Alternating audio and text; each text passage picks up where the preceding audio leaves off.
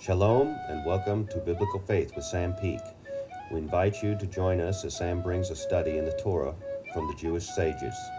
And now our speaker, Sam Peak. So Shalom Aleichem. Shalom. We'll get started here. We're studying Pirkei Avot, the chapters of the fathers, a nice book put together by Art Scroll based on the commentary of the Maharal of Prague and edited by Rabbi Tuvia Basser. And we've been in it for a while and studying so far. We just finished chapter 3 of Pirkei Avot, and now we are beginning chapter 4. And we'll start in Mishnah number 1 in chapter 4. And let me take just 1 second to, this will actually, I think, be the second time I've taught since my father passed away. And at the advice of my rabbi, I'm trying to dedicate as much of the Torah study that we're doing, at least for the next year, to the memory of my father, Albert Peak, or Avraham ben Hanalea was his Hebrew name.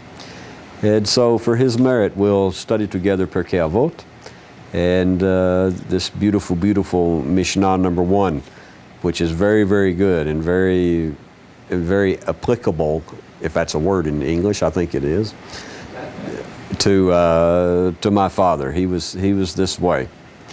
Okay, it begins and it says, chapter 4 of Pirkei Avot, Mishnah number 1, and it says, Ben Zoma says, who is wise? He who learns from every person. As it is said, and this is from Tehillim 119, verse 99, from all my teachers I grew wise. Then he asked the question, who is strong? And his answer is amazing. He who subdues his personal inclination, meaning really his Yetzer Hara, his evil inclination. As it is said, and now he quotes from Mishlei 16:32, Proverbs 16:32, he who is slow to anger is better than the strong man, and a master of his passions is better than a conqueror of a city. Then Ben Zoma asked the question, who is rich? He who is happy with his lot, as it is said, and again he quotes from Psalms, Psalm 128 and verse 2, when you eat of the labor of your hands, you are happy and all is well with you. You are happy, he says, in this world, and all is well with you in the world to come. Then he asked the question, who is honored? He who honors others, as it is said, and he quotes now from Shmuel Aleph, 1 Samuel, chapter 2 and verse 30. For those, and Hashem is speaking, and he says, for those who honor me, meaning Hashem, I will honor, and those who scorn me shall be degraded. And I think that's the end of it. Yeah, that's the end of this Mishnah. Okay, let's move to the front. And you know, Pirkei Avot is such and I'm glad now, Pat, that you forced me to do this. Because Pirkei Avot is such an important tractate of the Mishnah. And it just really, really and truly is. And I guess that's why the sages have us study it several times a year, because if you will study it a few times during the year, on Shabbat afternoon, just study a few of the Mishnayot in it, and it will really start to become part of you. That's the whole thing. Because the more you study it, the more it becomes part of you. I can't tell you, and I know I've probably told you this before, but how many conversations I have with Jews, Israelis, who aren't even religious, all right? What we think of as religious. They're not, I don't mean by that they don't believe in God, and I don't mean by that they don't have a relationship with Hashem, but they're not Orthodox Jews. And I don't like the word secular, but that's the way they would be classified. And yet in the conversations, so many times, many, many things from Pirkei Avot will come up in the conversation. And to me, that's just one of the proofs that these aren't, some religious Jews really look down their nose at what they call secular Jews or secular Israelis especially. And because they never have any dealings with them, they don't have any idea how much of the Torah is in them, okay? In spite of the fact that they may or may not be wearing a kippah, or they may or may not be praying 3 times a day and or wearing tzitzit or whatever, still the Torah is in them, without any doubt. And it's just because as children, they grew up and they were forced to study this. So it's good. So Ben Zoma. Ben Zoma, the very, very first thing that comes out in the Maharal's commentary here that Rabbi Basar brings out is he says, why doesn't this Mishnah refer to the author, Ben Zoma, by the title Rabbi Shimon ben Zoma, okay? Because that's his real name, Shimon ben Zoma. As we would expect it to say that. And the reason that's given is that Ben Zoma achieved renown. He became very, very proficient and became very known as a great rabbi while he was still young enough to be known only by his father's name. In other words, that he wasn't old enough to have that title yet, but he was already very, very skilled. It says in this youthful designation, because that's what they called him, oh, that's the son of Zoma. That's what they called him. It just persisted into adulthood. And now Rashi comes and tells us a little extra piece, and he says that actually Ben Zoma died at a very young age, and before he was ever got old enough to be granted the title of respect, rabbi or rabbi. Okay, so this is the idea behind it. But we're going to see also the very next Mishnah is one of his colleagues who is also referred to this way as Ben Azai, the son of Azai. So those are all possibilities. So he begins and he asks these questions. Ezehu, who is Chakam, Gibor, Ashir, Mekubad in Hebrew? Who is wise? Who is strong? Who is rich? And who is honored?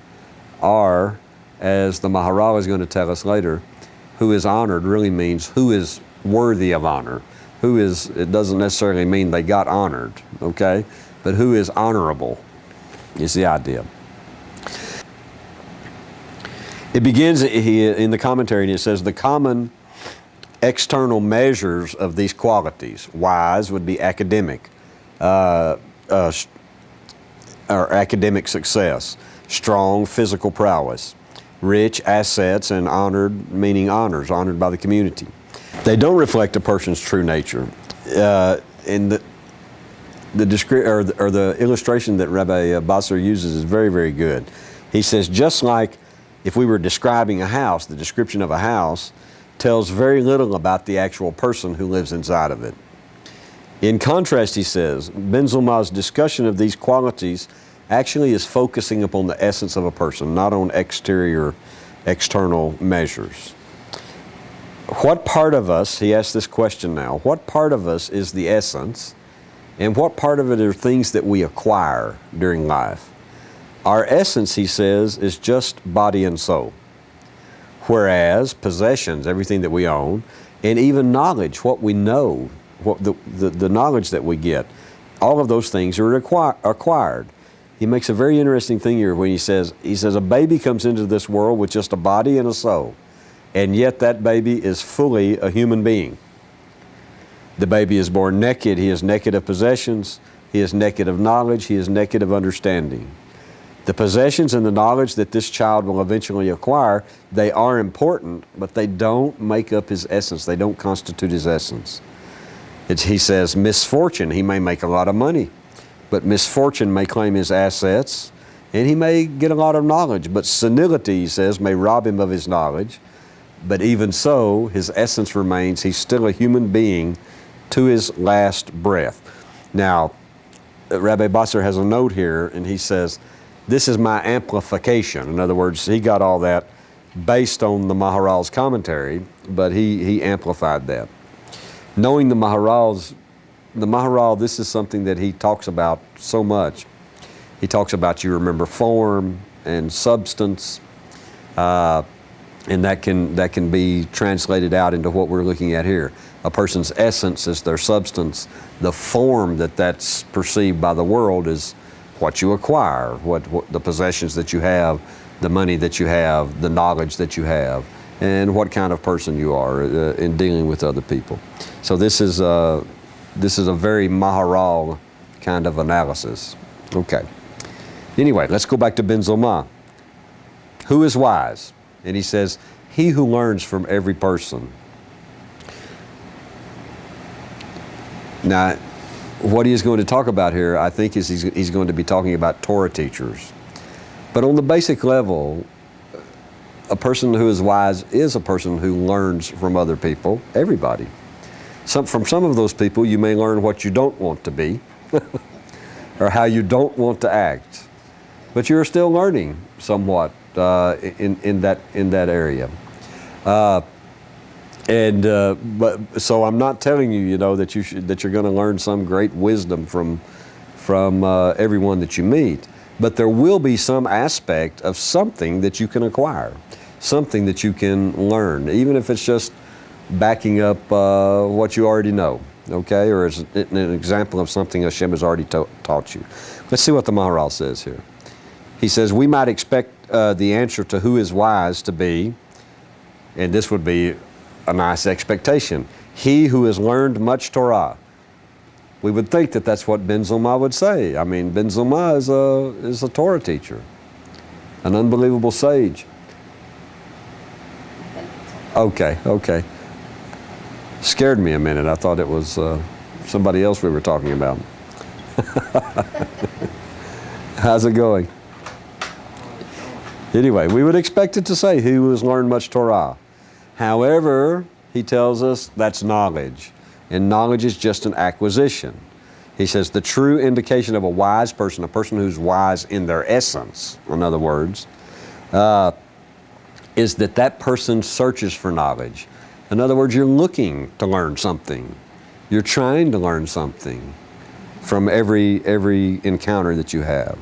Ben Zoma, he says, tells us exactly how to accurately appraise a person's soul and avoid being misled by external measures of success. It's also the kind of deal, it's a warning to us also that if we look at somebody who they may be extremely wise and yet they may not have very much money, they may not be a success in the eyes of the world, something like that. And so this is a warning on how not to judge people incorrectly, okay, by just external things. He goes on, he who learns from every person. He says the person who is wise by his very nature, in other words, in his essence, yearns for knowledge wherever he can find it. And he can learn from anyone because his desire for wisdom, it's actually in the very fabric of his being. He wants to learn.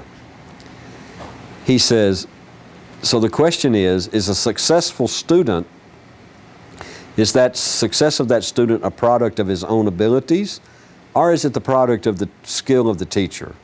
He said, when two people are involved, both a student and a teacher, we do not know if we are observing the wisdom of the student or if we are observing the expertise of the teacher. When we observe, he says, that a student doesn't learn just from one teacher, but he learns from every teacher that he comes in contact with, then it becomes perfectly clear that the student's success is the result of his own efforts. Okay. Going on, he says, we explained before that knowledge is something that we acquire, something that we get, and it's not the essence of a person. And yet, he says, this loving pursuit of knowledge, which is part of the essence of a person, to pursue that knowledge, enriches the soul itself, grows you, changes you, literally changes you. So even though it's an acquisition, it still changes you. By the way, this is why, especially when we are looking at the ideas of in Kabbalah, in some of Sod level teaching, of the idea of how when you come to a new level of understanding of God's providence, and you're able to, like he's going to talk about in a minute, begin to control more and more of your will to receive yourself alone, that becomes part of you, and you're not the same person you were before. And that's why willful sins that you committed in the past can be transformed into accidental mistakes. And why even accidental mistakes can then be transformed into merits.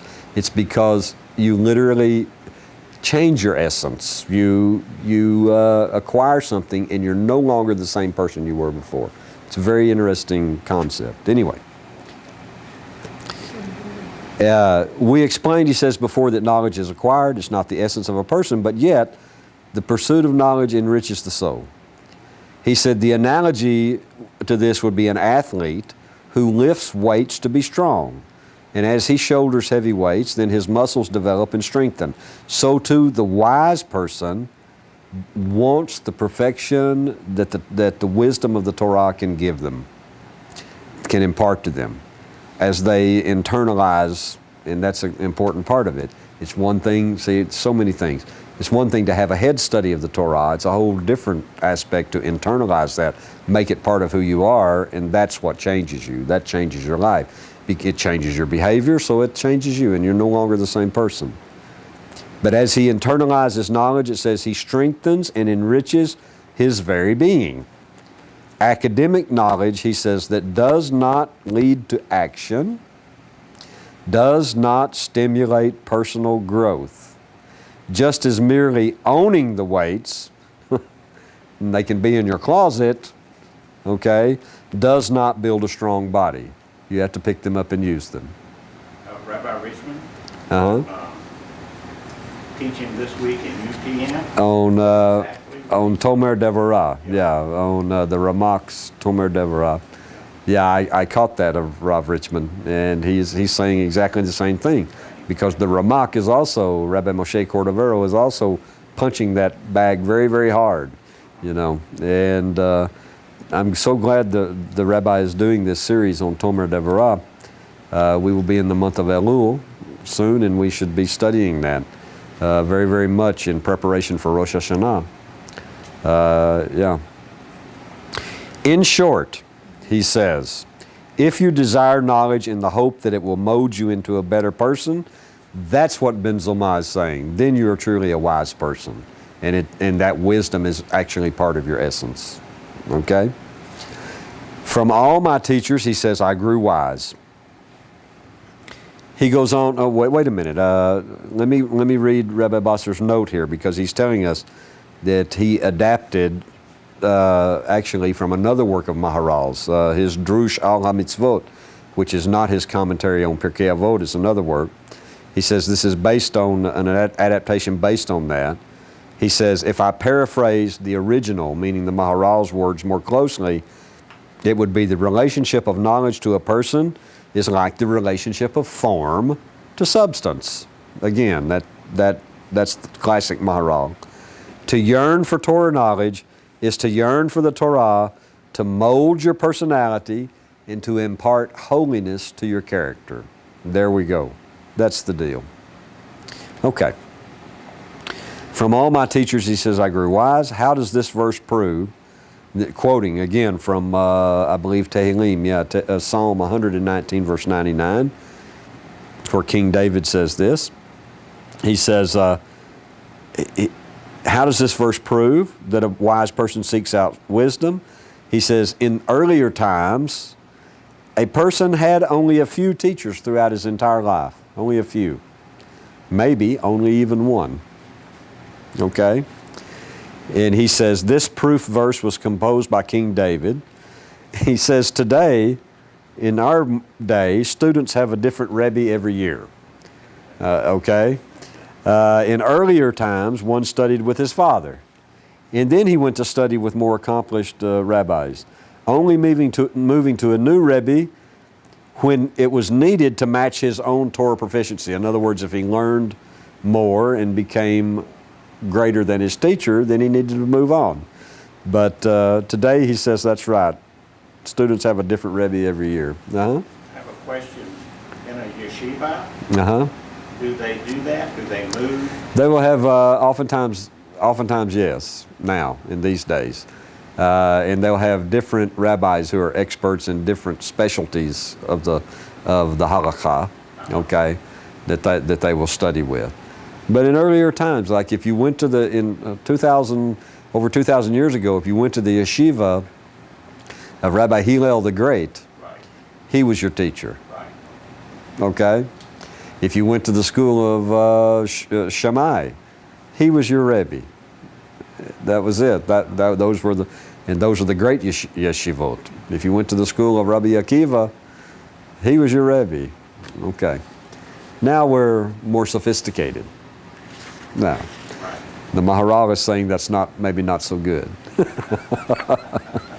Anyway, he says the reason that a wise person has many teachers and learns from everybody is that he searches from Torah from everyone who has something to teach.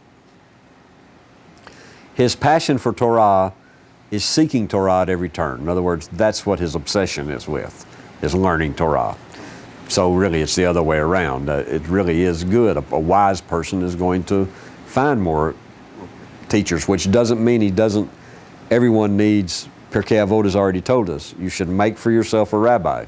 Right. That's your authority in halakha. Doesn't mean you can't learn from others, okay? What I think is not a good thing is people who stick with a rabbi until he says something that they don't like, and then they find another one who will maybe say, rule okay in such a situation. You understand what I'm saying? That's not being wise. But learning Torah, whatever Torah you can learn from every teacher, is a good thing. He says, in summary, the truly wise person is actually a person who yearns for knowledge. They want to know. And they want to know in a way that actually enhances their very being. Where they change for the better. His next one is, who is strong? And now this is a good one. It won't be a comfortable one, but it will be a good one. Okay? What can we say? Who is strong? He who subdues, and they translate his personal inclination. Okay? It actually just says he who subdues his inclination. Well, we know the Yetzer HaTov, the good inclination, doesn't need to be subdued. So what inclination could it be talking about? It's the Yetzer Hara, without any doubt. And let's define the Yetzer Hara a little better. The Yetzer Hara is simply that overriding, overwhelming will to receive for yourself alone, that can be used either for good or for bad. And the subduing of it is to use that for good. To be good, as the Baal Shem Tov would say. That's how to do it. Be good. Okay. But who is strong? He who subdues his inclination, his personal inclination. The commentary begins and it says, the Mishnah, this particular Mishnah, measures personal qualities like strength in terms of the person himself. It's not measuring them in external terms. Capturing a city, he says, does not prove that a person is strong. Why? Because the city may have been weak, or it may have been simply fated to fall. It was Hashem's will that it fell. Conquering, he says, an adversary it's only a relative measure. It's not an objective measure. It's a relative measure of strength or weakness to conquer an adversary. But in contrast to that, conquering desire, he says, the enemy that is within. These are all references to the Yetzer Hara. That is an absolute measure of strength. For any of us who have been involved in Torah for very long and have been made aware of these things and have lived on the face of this earth very long, we know that's exactly true. Yeah. And the pitfall sometimes is that we think we have conquered it, and yet in some area of our life it's just controlling absolutely everything, you know. But that, he says, conquering desire, which is the enemy within, that is an absolute measure of strength. Oh, by the way, I'll give you something that Rabbi Richmond gave me a very, very long time ago. You know, so much of Tehillim, so much of the Psalms, David is talking about his enemies and what he is having to do to be able to conquer them, and he can only do it with God's help, and on and on and on, so much of that. And we all think of that because David was the warrior king. that he's talking, and he had his share of problems, and he had his share of external enemies in the sense of other people, even his own son, even within his own family. But the key is to know that even though that's true, that the real thing that David is talking about is the enemy within. He is talking about his own Yetzer Hara. Wow. Yeah. And that puts the entire book of the Psalms on an entirely different level Amen. of understanding of what's going on with them. It really and truly does. Okay. Furthermore, he goes on and he says, this Mishnah praises only qualities of human distinction. It has no interest in the brute strength that overwhelms an adversary. Physical power, he says, that is a distinguishing characteristic for animals. The measure of human strength is always self-discipline, which is the power of the intellect to direct the physical faculties according to what is right or what is wrong, or, like the Baal Shem Tov would say, according to what's good, to direct it to what is good. Okay. So we already see this Mishnah is talking about inner things. It's talking about qualities, literally qualities of the soul. And we look at it as human beings so much we look at it externally. But he's not talking about external things. He's talking about inside strength. He's talking about inside wisdom. He's going to be talking about inside happiness, all of those things that are part of you, and how to take the Torah and through it change yourself into being exactly this kind of a person that he is describing. A person who wants knowledge of the Torah, a person who is strong and can conquer their evil inclination, a person who is rich, and so on, and happy. Okay, well, I don't want to jump into the next part yet, which is going to be who is rich. We'll tackle that the very next time that we're together, if that's okay with you, okay? And we'll stop right now, and then we'll just jump in it with both feet, no matter what, the next time. Okay. All right, so shalom uvracha, peace and a blessing.